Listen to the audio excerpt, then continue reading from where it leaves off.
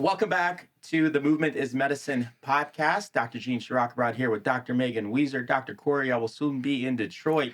How? I'm Don't sorry. tell my family. This is going to be like 3 weeks later. Yeah. I'm just saying, it's a surprise. Just want to make sure. Not anymore. Not anymore. We covered this in the last podcast. We're literally live. Surprise, this is a live podcast. What is also a surprise is another human that is sitting here with us, Jim O'Neill. Jim. He was going to say Jimothy. Listen, Weez, if I pointed out every single time you fucked up a word, it would be literally every single word because you're from Jersey. I usually call it out myself. I know, but let us have some fun too now. If that's how we're gonna roll with grammar. Gene has yet to have any food today, so That's very true. He's It's been a hectic day. where's Mark Today. at when you need a Snickers? Ooh. Ooh. Did I tell you what happened last time he brought us Snickers here? I think you threw it at I him. threw it at him. And I hit him in the back. Yeah. He has not brought us Snickers in since. I fed him one the other day. Yeah. I saw it and I You could fed not him figure one? out what was happening. You fed who a Snickers? Mark. There was You fed Mark a Snickers. there was Halloween candy on the table, and he said something about needing a snack. So I was like, "Oh, hey, look, here's the Snickers." It was like before a Okay. competition day. I was It like, was, what yeah, are it you was during the doing, warm-up. man? This could end badly. We have a lot of inside jokes here, obviously, as you can imagine. I don't think that was an inside joke. I think that was literal. The inside joke is the Snickers. The Yeah. literal Yeah, part was yeah. feeding him a Snickers. Yeah. So, Jim, you're here. Thanks for joining. Thank you for having me. We're going to talk about a couple things. The big one is this is holiday season. So, yes, like we're in real time getting ready for Thanksgiving. This episode's probably going to come out somewhere between Thanksgiving, Christmas, Hanukkah time frame, New Year. But the point is, it's the holiday, Mhm. fall, winter holiday season. And there's with most things, there's always this spectrum of like the holidays bring some downtime, family time, just going away, but it also brings a lot of stress, a lot of Emotion. chaos, emotion. It's it's a drastic change of pace, and again brings good and bad, or good and challenging. But it's I feel like when there is a change of pace, it forces a very different mindset very quickly. And there's like this anticipatory mindset, and then there's the realistic realism of I'm living it now. And I feel like there's a disconnect a lot of times for people of expectation and reality. Like we have this perpetual, oh, it's the holidays, I'm excited. Then you're like, family, or Oh. reality, or gift shopping, or it doesn't matter, right? There's these things that we keep outside of our mind. But Jim, you specialize in mindfulness mindset. I mean, give us a rundown. What the hell do you do, man? Well, I guess we should define mindfulness. We don't need no definitions. Well, Shut up. for those Gene. that don't know, but we're gonna podcast if I shut up, Megan. God, I can't wait for the holidays. so When do you go to Jersey? Get out. So mindfulness is sort of classically defined by John Kabat-Zinn as the awareness that arises when you pay attention on purpose in the present moment and non-judgmentally. Oh, we don't do that here. We judge a lot. What if you do all that and judge? Well, as long as you're mindful of your judgments, Yes. then you're being Oh. mindful. Yeah. Can we- Like, I'm being such an asshole right now, but this is how I'm thinking. Yeah. But proactively, in the moment. So working in real time with things as they arise in the present moment, which is the only moment that you really have to do anything with, right? Like you can worry Yeah. to death about the anticipation of what it's going to be like when you see certain family members and the emotions that might bring or the trauma that it might bring up. But what do you do when you're like in real time, like in the house, or you have to eat dinner for an hour or two, however that time is going to be, Mm-hmm. Mm-hmm. and trying to be okay. Yeah. So giving yourself space with difficult situations is a big part of it. Couple just visual representations of it. Hurricanes come up, but with every hurricane, there is an eye of the storm. So one Yeah. way to think about it is when I'm in this hurricane, this chaos is happening, how do I get to the eye of the storm. Still going on around me, Huh. but I'm okay. I like Now, that. what is I like that let's a take a lot. step back. I think that's a great definition, and we'll work off of that. What is it that you do professionally to kind of integrate what you just talked about? Well, so there's like 4 foundations in mindfulness. When you start out, you begin by doing breath work and like using the breath as an object of attention. Mm. And as you start practicing that, you'll start to realize like, holy crap, my mind is going here, here, here, here, ping ponging everywhere. And like paying attention to your breathing is really hard. So it's one of those things where intellectually it's like people are like, oh, well, okay, I get it. Okay, now do it. And it's one of those things where you have to really pay attention to, all right, my mind's going here and what's happening in real time. So that's where you're talking about being in the moment and working with it is like, okay, I'm worried about this to-do list or that, this distraction or that distraction, which all these things are always happening, right? Like, We planned that phone call just for this. so to give you an example though, like what I do in my office when I try to have people sit and breathe, like a lot of times, like I'll hear Megan. A lot of times, welcome to our world. Like, but no, but I'm not Listen saying to the that. Jersey noise. I will say that sometimes. Don't worry, she's from Jersey. It's cool. It's like the Jersey Turnpike down there. There's a lot of good energy, but people will be distracted, right? And noise is like can be really irritating for people. So like, what do you do when you're like, you can start to see people get agitated? Yep. It's like not everybody, but like, but that's good for me because like, I want you to learn how to be in that moment and be okay. Mm. All right, so handle it. Don't get rattled. Like just okay, be aware of the noise and be aware of the emotions and the thoughts that are coming up as that happens. Yeah, I like that. I mean, that speaks to kind of one of our core values of go through, not around. Mm-hmm. Right. A lot of times, especially in a mental health mindful aspect, is you feel like you're feeling all the time. There's everything is always around you, but it doesn't include you. And I think that really relates to that eye of the storm that you talked about. That the life is happening at you, not for you, or not even with you. It's just everything happens to you. This happens. This happens. This happens. And then at some point you lose a sense of control, and then it's hard to live life when you don't have control. Do you feel like people get into that state, and how do you help people get into the state of focus on your breath, or just take a little bit of control back to be in a mindful state? So the breath is one of those sort of mobile like anti-anxiety pills or something, right? Like your breath is always with you and it's the connection with your mind and your body. So tapping into your nervous system, right? Like, okay, I'm triggered by this or that. Okay, that's great. But like, what do you do now? Like, okay, I can go to the breath. I have that with me. So I have that ability to drop into that sense of peace or sense of calm and like that anchor or grounding maybe. Yeah. So you might, a lot of people have access to like meditation apps now, but that might be common language you hear, like use the breath as a safety or an anchor, that type of thing.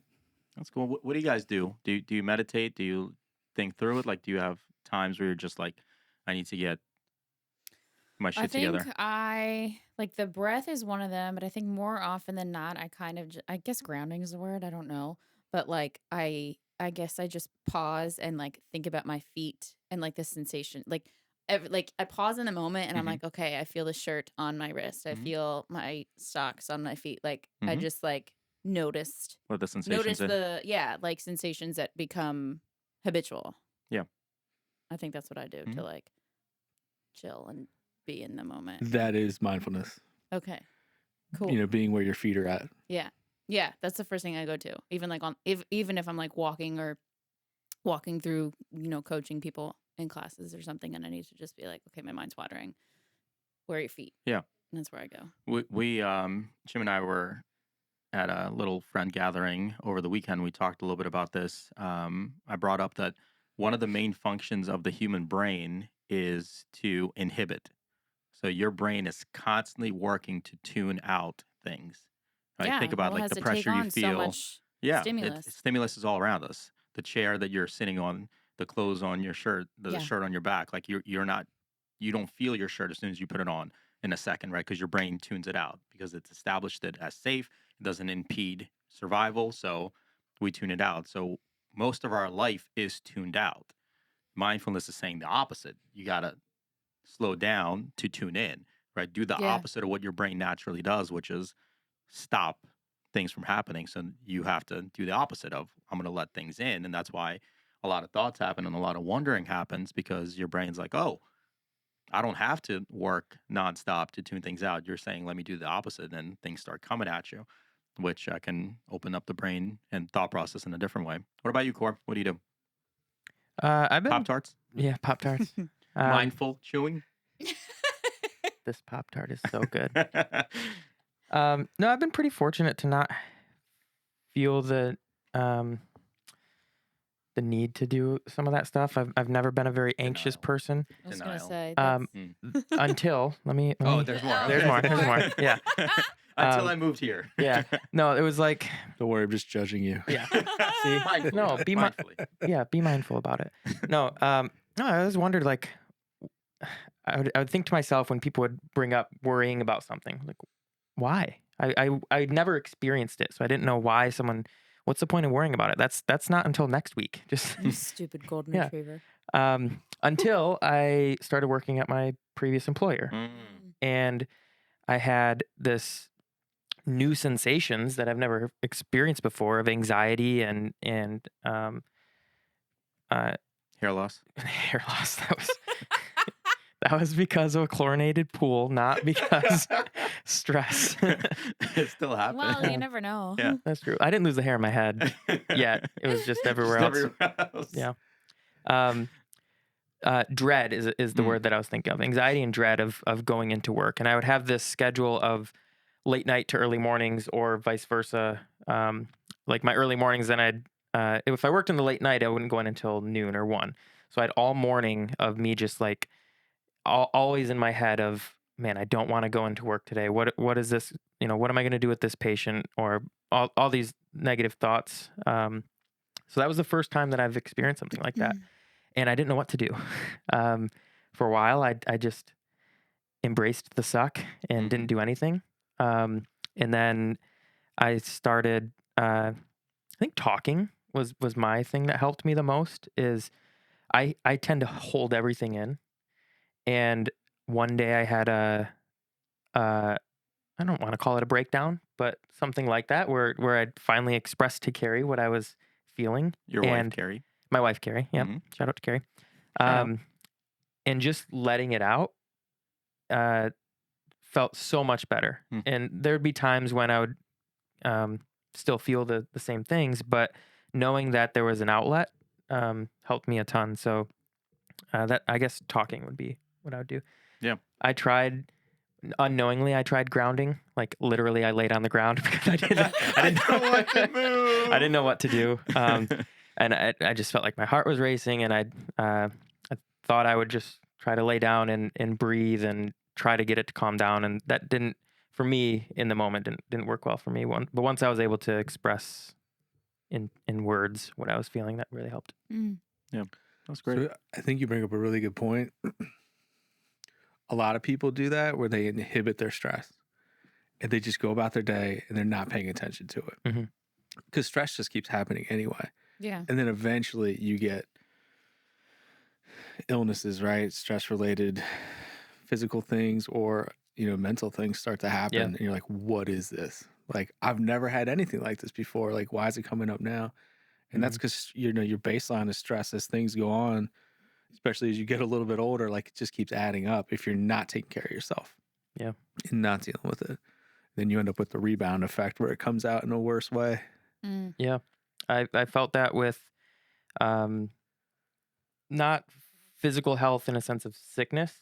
I wasn't getting sick, but I was getting unmotivated and depressed, and things that used to make me smile, I didn't smile anymore. Like it was not good for me for a while. Mhm. But happy to be here. Yeah. Happy to be here now. It's good to live through it and experience it, not at the moment, but certainly shapes perspective on life if you can get through it.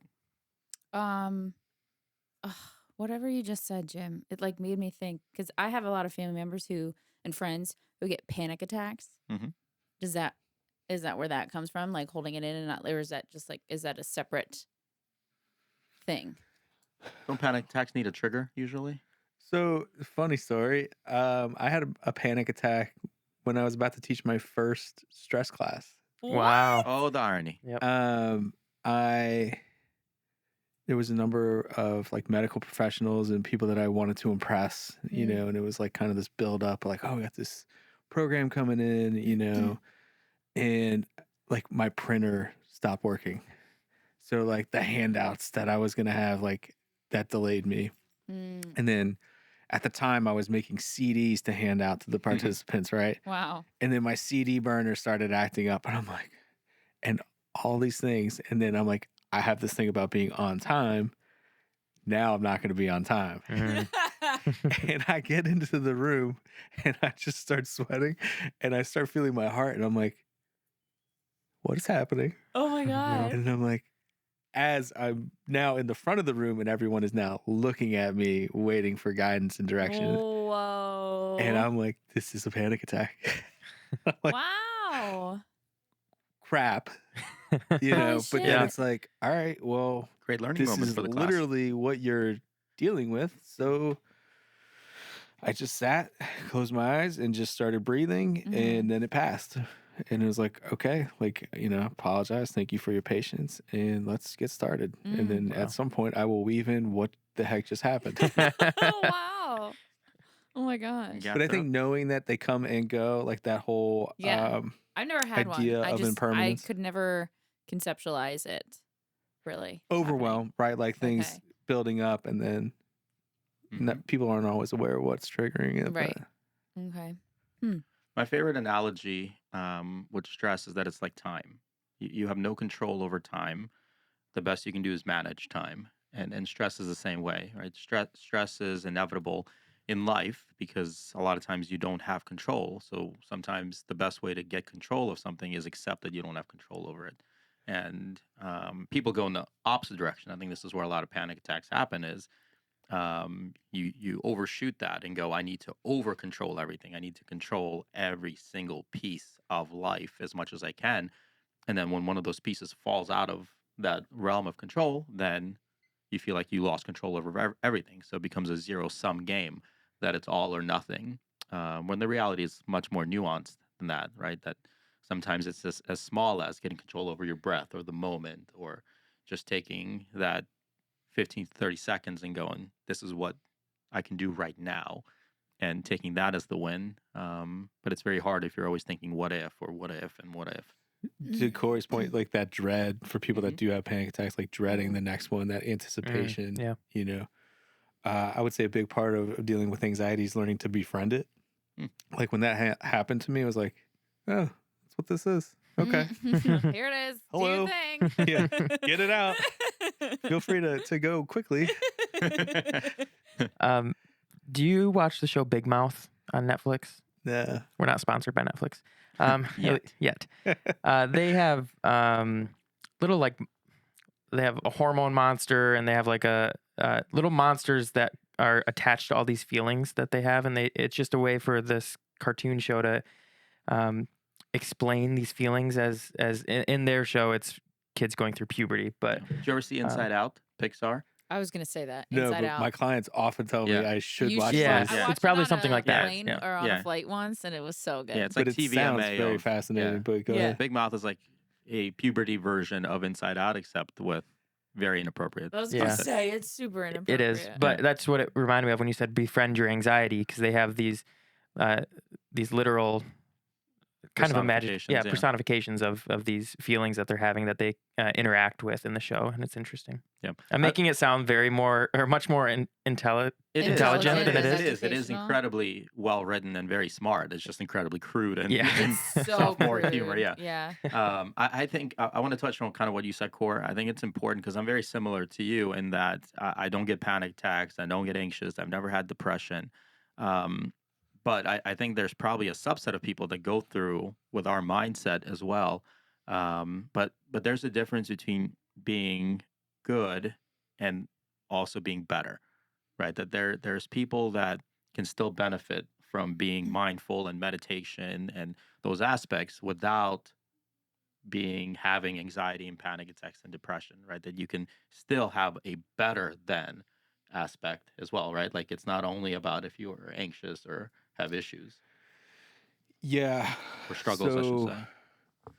I mean, really, a few years ago, like in the performance world, they did a study where they were studying like Navy SEALs brains Mhm. and did the brain scans, fMRIs, and they were showing that people that did like an 8-week MBSR course, their brains started to change. Can you explain what MBSR is? Sure, MBSR is mindfulness based stress reduction. Okay. So it was a program that was it's derived from an old meditative practice, but it's really was brought in to help people that were dealing with like medication resistant chronic pain. Mm-hmm.